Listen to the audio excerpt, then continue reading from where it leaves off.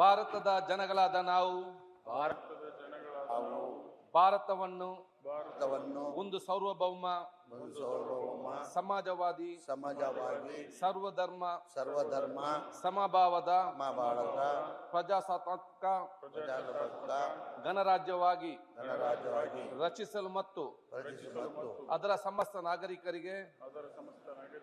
ಸಾಮಾಜಿಕ ಆರ್ಥಿಕ ಮತ್ತು ರಾಜಕೀಯ ನ್ಯಾಯ ವಿಚಾರ ಅಭಿವ್ಯಕ್ತಿ ವಿಶ್ವಾಸ ಧರ್ಮಶ್ರದ್ಧೆ ಮತ್ತು ಉಪಾಸನಾ ಸ್ವಾತಂತ್ರ್ಯ ಸ್ಥಾನಮಾನ ಹಾಗೂ ಅವಕಾಶ ಸಮಾನತೆ ದೊರೆಯುವಂತೆ ಮಾಡಲು ಮತ್ತು ವ್ಯಕ್ತಿ ಗೌರವವನ್ನು ರಾಷ್ಟ್ರದ ಏಕತೆಯನ್ನು ಹಾಗೂ ಅಖಂಡತೆಯನ್ನು ಸುನಿಶ್ಚಿತಗೊಳಿಸಿ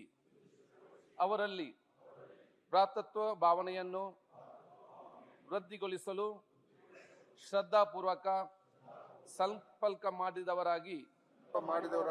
ನಮ್ಮ ಸಂವಿಧಾನ ಸಭೆಯಲ್ಲಿ 1949ನೇ ಇಸವಿ ನವೆಂಬರ್ ತಿಂಗಳ